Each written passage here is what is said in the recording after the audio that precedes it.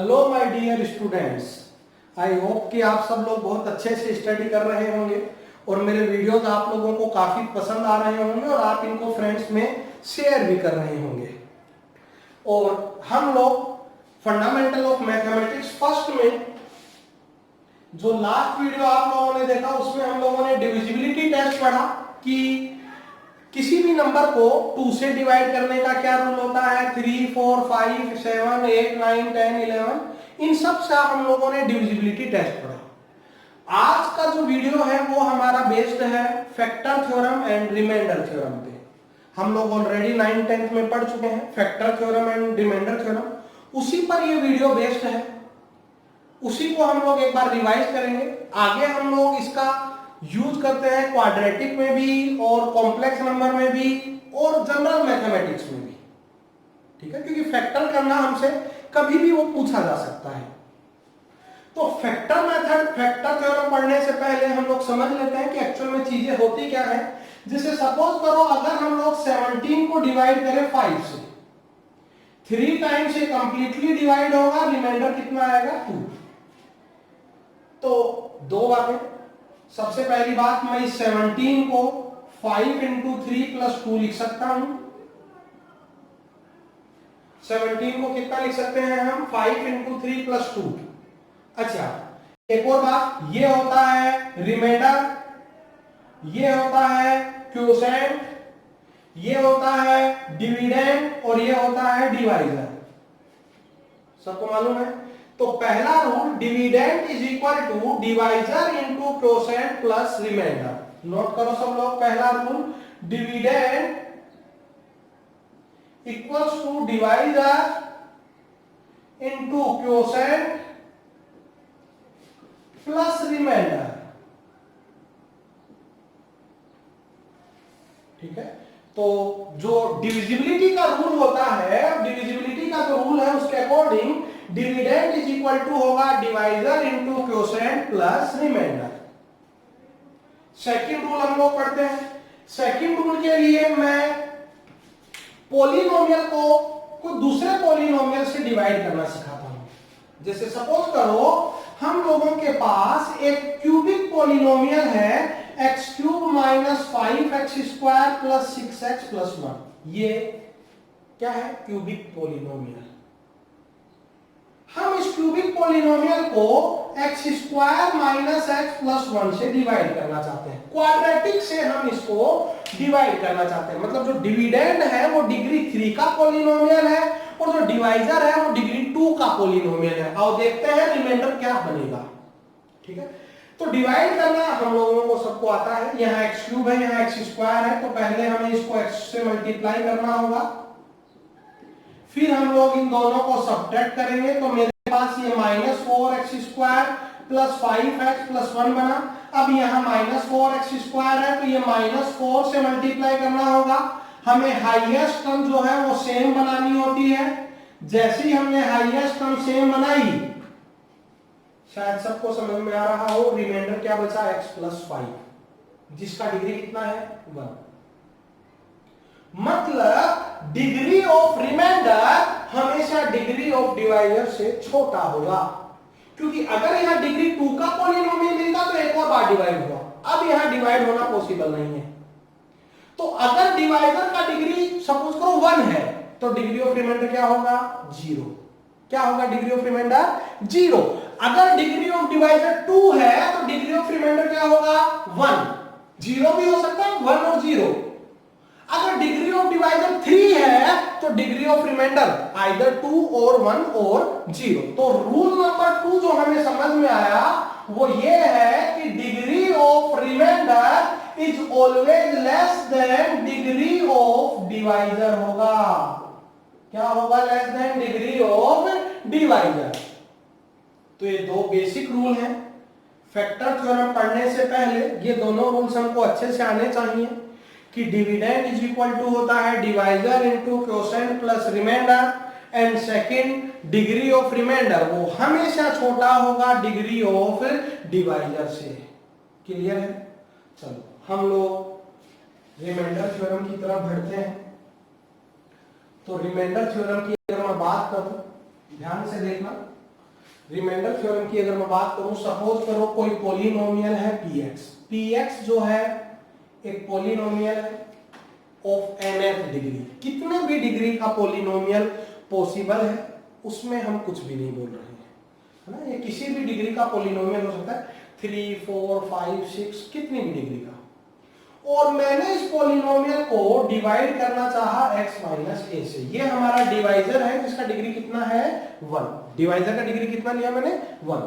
Suppose करो divide करने के बाद क्वोशेंट हमें मिला qx, अच्छा रिमाइंडर हमें कांस्टेंट मिलेगा r रिमाइंडर तो r लिख दिया मैंने। ये कांस्टेंट क्यों मिलेगा, क्या ये बात सबको क्लियर है।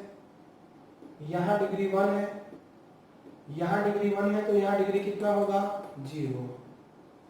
यहां डिग्री 1 है तो यहां डिग्री कितना होगा 0, तो इसलिए ये कांस्टेंट होगा। और जैसे ही मैंने ये वाला डायग्राम ड्रॉ किया, हम लोग रूल नंबर 1 के according px equal to x minus a into qx plus r लिख सकते हैं। अगर मैं both side x equal to a put करूं तो ये हुआ p ऑफ a, ये हुआ 0 और ये r, तो यहां से हमारे पास रिमाइंडर आ चुका है p ऑफ a। रिमाइंडर क्या आ चुका है हमारे पास यहां से p ऑफ a। तो अगर आज के बाद डिग्री ऑफ डिवाइजर 1 हो तो हम रिमाइंडर फाइंड करने के लिए कभी भी डिवाइड नहीं करेंगे। हम क्या करेंगे, मन ही मन में डिवाइजर को 0 अज्यूम करेंगे, x minus a equals to 0, x का वैल्यू आया a, वो x का वैल्यू हम पॉलिनोमियल में पुट कर देंगे। जैसे ही पुट करेंगे हमको रिमाइंडर मिलने लगेगा। दोबारा सुनो, अगर आज के बाद कितने भी डिग्री का पॉलिनोमियल हो, उसको हमें लीनियर पॉलिनोमियल से डिवाइड करना हो, जो डिवाइजर है उसका डिग्री क्या होना चाहिए 1। ध्यान रहे जो स्टेटमेंट मैं बोल रहा हूं वो डिग्री 1 होने पर ही वैलिड है। डिग्री अगर 1 नहीं है तो फिर ये स्टेटमेंट वैलिड नहीं होगा। ध्यान रखना, उसमें मेरी कोई जिम्मेदारी नहीं होगी अगर गलत हो गया तो। डिग्री अगर 1 है तो हम रिमाइंडर फाइंड करने के लिए क्या करेंगे, डिवाइजर को मन ही मन में 0 अज्यूम करेंगे, x minus a equals to 0, कहीं लिखना नहीं है, बस मन ही मन में अज्यूम करना है। x minus a equals to 0, तो x इक्वल टू क्या आया a, और वो x का वैल्यू हमें पॉलिनोमियल में पुट कर देना है। जैसे ही पॉलिनोमियल में पुट करेंगे हमको रिमाइंडर मिलने लगेगा। लेकिन मैं दोबारा बोल रहा हूं, ये मेथड हम तभी लगाएंगे जब डिग्री ऑफ डिवाइजर 1 हो, यानी वो लीनियर पॉलिनोमियल रेखिक बहुपद होना कंपलसरी है। समझ में आया।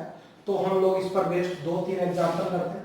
अगर सपोज करो लीनियर नहीं हुआ, मान लो मैं ऐसा बोलूंगी सर अगर लीनियर नहीं हुआ तो क्या होगा, तो भाई कुछ नहीं होगा, हमको रूल नंबर 1 और 2 यूज करना पड़ेगा, पूरा प्रॉब्लम बेसिक से बनाना पड़ेगा। ठीक है, तो जैसे हम लोग पहले छोटे छोटे से एग्जांपल करते हैं। सपोज करो एक पॉलिनोमियल है px, x cube minus 5x square plus 4x minus 6। सवाल बोल रहा है कि हमने इसको x प्लस 2 से डिवाइड किया, ये डिवाइजर है हमारा, हमको रिमाइंडर बताना है कि रिमाइंडर कितना होगा। ये हम लोगों का प्रॉब्लम है कि रिमाइंडर बताओ। देखो डिवाइजर का डिग्री कितना है 1, डिवाइजर का डिग्री 1 है, मन ही मन में हमने उसको 0 अज्यूम किया, x प्लस 2 इक्वल्स टू 0, तो x का वैल्यू कितना आया -2।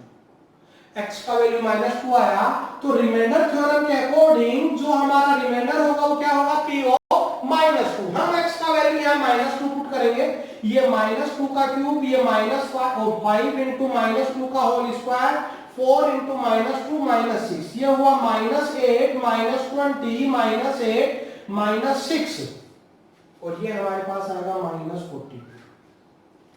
आप लोग चाहो तो जो डिवीजन डिवाइड करने वाला मेथड है पूरा मेथड अप्लाई करके देखना, तुमको लास्ट में फाइनल रिमाइंडर क्या मिलेगा -42। क्लियर हुआ थोड़ा बहुत। लेकिन मैं दोबारा से तुम लोगों को थोड़ा सा सावधान कर रहा हूं, ये मेथड तभी एप्लीकेबल होगा जब डिवाइजर लीनियर पॉलिनोमियल हो, यानी उसका डिग्री जो हाईएस्ट पावर है वो कितना हो, 1। जैसे हम लोग एक और प्रॉब्लम करते हैं। सपोज करो मेरे पास यहाँ पर इस बार 2 पॉलिनोमियल है। एक पॉलिनोमियल है px x³ minus kx square plus 1। दूसरा पॉलिनोमियल है qx, वो है kx³ minus plus 5x minus 3। और हम लोगों को बोला हुआ है कि हमने जब x माइनस 4 से डिवाइड किया तो रिमाइंडर जो है वो इक्वल है। दोनों केस में रिमाइंडर इक्वल है, तो मेरे को k का पॉसिबल वैल्यू कैलकुलेट करना है कि k का पॉसिबल वैल्यू कितना होगा। ये हम लोगों का प्रॉब्लम है कि 2 पॉलिनोमियल है, क्यूबिक लिखे हैं मैंने। क्यूबिक पॉलिनोमियल्स को जब मैंने x माइनस 4 से डिवाइड किया तो दोनों केस में रिमाइंडर सेम है। चलो रिमाइंडर निकालते हैं, बाद में हम इक्वल कर देंगे, k आ जाएगा। तो रिमाइंडर निकालने के लिए अगेन लीनियर पॉलिनोमियल है। लीनियर पॉलिनोमियल है, हमने मन ही मन में 0 अज्यूम किया, तो x का वैल्यू कितना आया, 4।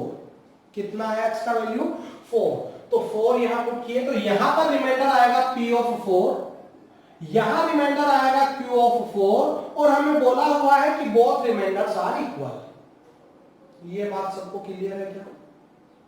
ये लीनियर पॉलिनोमियल है, तो रिमाइंडर थ्योरम के अकॉर्डिंग हम इसको मन ही मन में 0 अज्यूम करके जो x का वैल्यू मिलेगा वो हम पॉलिनोमियल में पुट करेंगे तो हमको रिमाइंडर मिलने लगता है। तो यहां रिमाइंडर होगा p ऑफ 4, यहां रिमाइंडर होगा q ऑफ 4, और हमें गिवन है कि ये इक्वल है। मैंने p ऑफ 4 का वैल्यू निकाला, ये हुआ 64 माइनस 16x प्लस 1, ओ सॉरी 16k प्लस 1। यहां q ऑफ 4 हुआ 64k प्लस 20 माइनस 3। अगर हम लोग कैलकुलेट करें तो ये टर्म उधर ले जा रहा हूं और ये दोनों इधर ला रहा हूं, तो ये हुआ 80k इक्वल्स टू, ये हुआ 65 और ये माइनस का 17। 65 माइनस 17 कितना होगा, 48। तो यहां से k का वैल्यू हुआ 48/80। अगर हम लोग इसको 16 से कैंसिल करें तो k का पॉसिबल वैल्यू जो है वो हमारे पास कितना मिलेगा, 3/5। पॉसिबल वैल्यू ऑफ k कितना मिलेगा हमारे पास, 3/5। क्लियर हुआ थोड़ा बहुत? चलो हम लोग इसको नेक्स्ट लेवल पे लेके जाते हैं। थोड़ा ध्यान से देखना next example.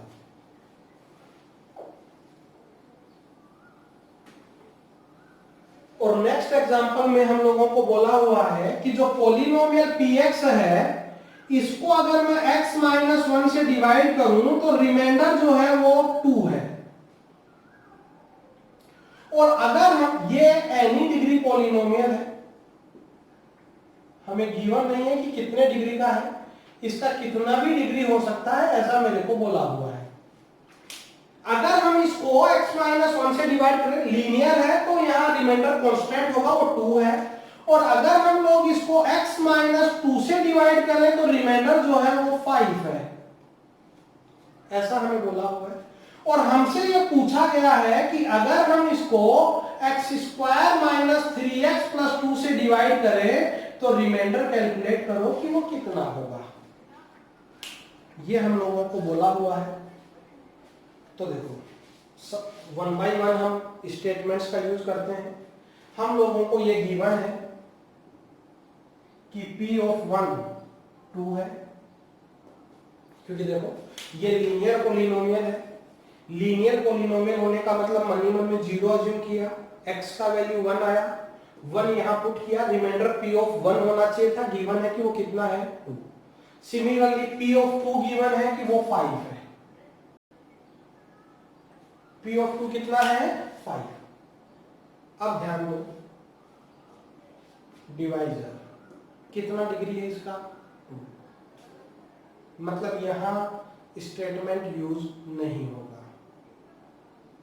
Degree of divisor यहां 2 है, तो यहां अब हम लोग वो स्टेटमेंट जो रिमाइंडर थ्योरम का हमने पढ़ा वो यहां यूज नहीं होगा। हमको प्रॉब्लम एकदम बेसिक से करना होगा। सपोज करो जब मैंने px को x² माइनस 3x प्लस 2 से डिवाइड किया तो क्यूसेंट तो qx है और रिमाइंडर ये हम लोगों का रिमाइंडर है, क्योंकि अगर डिग्री ऑफ डिवाइजर 2 है तो डिग्री ऑफ रिमाइंडर हम पढ़ चुके हैं वो कितना होगा 1। डिग्री ऑफ डिवाइजर अगर 2 है तो डिग्री ऑफ रिमाइंडर कितना होगा 1, तो वो रहा 1। क्लियर है क्या सब लोगों को? तो अब हमें 2 अननोन्स है, हमारा मेन टारगेट सबको याद दिखाई दे रहा होगा। हम लोग a और b का वैल्यू कैलकुलेट करेंगे, जैसे ही a और b कैलकुलेट होगा यहां पुट करेंगे, रिमाइंडर आ जाएगा। a और b कैलकुलेट करने के लिए 2 रिलेशंस गिवन है। मैंने बोथ साइड x का वैल्यू 1 पुट किया तो ये हुआ p1, x1 पुट किया तो ये हुआ 0 into q1 plus a plus b। p1 हमें 2 गिवन है तो a plus b आया 2, क्योंकि 0 into q1 कितना होगा 0। सिमिलरली मैंने इस रिलेशन का यूज करने के लिए बोथ साइड x को 2 पुट किया तो p2 होगा 2a plus b और वो हमें गिवन है 5। ये देखो 2 इक्वेशंस 2 बन गए। सोल्व कर लोगे क्या? दोनों को सब्ट्रैक्ट करो। जैसे ही दोनों को सब्ट्रैक्ट करेंगे a का वैल्यू आएगा 3 और b का वैल्यू आएगा -1। a का वैल्यू 3 और b का वैल्यू -1 मैंने यहां पुट किया। a का वैल्यू 3 और b का वैल्यू -1 पुट किया तो बोलो जरा रिक्वायर्ड रिमाइंडर कितना हुआ 3x - 1। रिक्वायर्ड रिमाइंडर कितना हुआ 3x - 1। क्लियर है? तो अगर डिग्री ऑफ डिवाइजर 1 नहीं हो, मोर देन 1 हो, तो हम लोग प्रॉब्लम को बेसिक मेथड से बनाएंगे। ये प्रॉब्लम करवाने के पीछे मेरा मेन टारगेट यही था। ठीक है, चलो हम लोग इसी को थोड़ा और आगे एक्सटेंड करते हैं। हम लोगों ने ये पढ़ा कि अगर कोई भी डिग्री पॉलिनोमियल हो px,